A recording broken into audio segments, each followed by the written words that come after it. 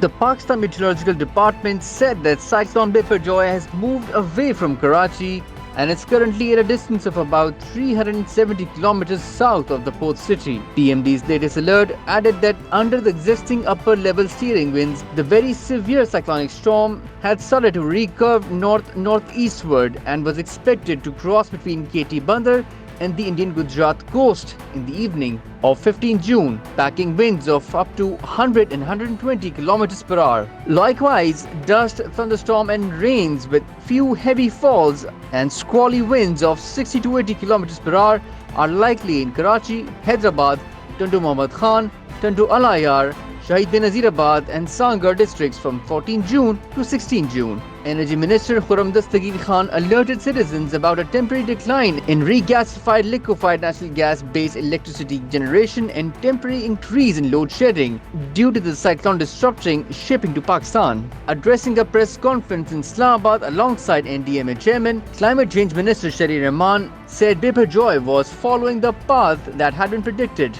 She noted that the storm would not make direct landfall in Karachi, but tidal waves, rainfall and dust storms were expected in the city. और तूफ़ानी हवाएं और बारिशें ये ऐन मुमकिन है और एक्सपेक्टेड हैं, डस्ट स्टॉर्म्स वगैरह, तो इनके हवाले से सबको चौकन्ना होना होगा। हर किस्म की वार्निंग्स अलर्ट हो गई हैं, उसके बारे में हम अभी बात करते हैं। 140 to 150 kilometre, 140 to 150 kilometre per hour इसका इस वक्त स्पीड है। कुछ दोस्त कह रहे हैं इंटेंसिटी इसकी कम हो गई है। बेशक ऐसा होगा, लेकिन इसमें इसकी ग्रेड जो है वो जब लैंड मास के तरफ आती है उसके असरात फिर मैक्सिमाइज भी हो जाते हैं। तो बेहतरी यही होगी कि जो लेवल ऑफ प्रिपेयर्डनेस और विजिलेंस और अलर्टनेस हमने बरकरार रखी है, और मैं इतना ज़रूर कहूँगी कि सारे इदारे इस वक्त सुबह से भी जूम पर हैं।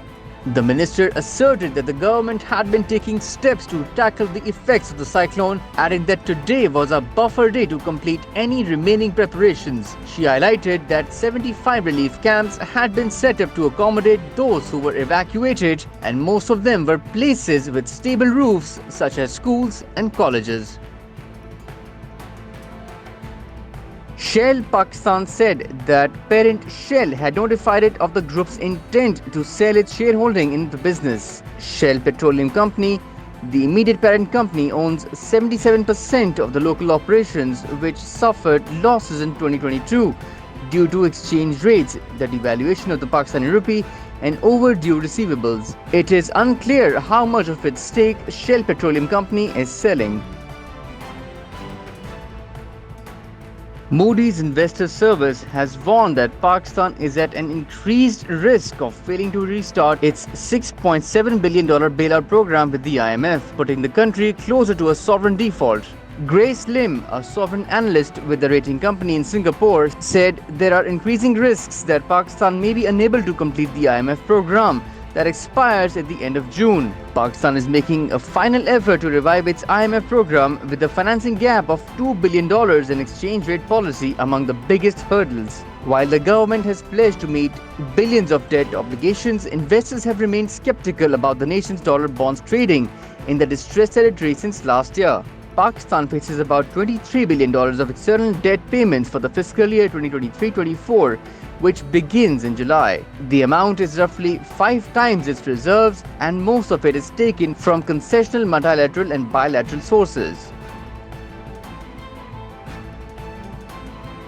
Chinese President Xi Jinping said that his country was establishing strategic relations with Palestinians ahead of talks with leader Mahmoud Abbas in Beijing. Abbas will be in the Chinese capital until Friday on his 5th official visit to the world's second largest economy. Abbas arrived in Beijing on Monday to hold talks with top Chinese leaders including President Xi and Premier Li Qiang. The two sides are using the opportunity to discuss ways to advance relations and resolve long-standing challenges to the Palestinian-Israeli relationship.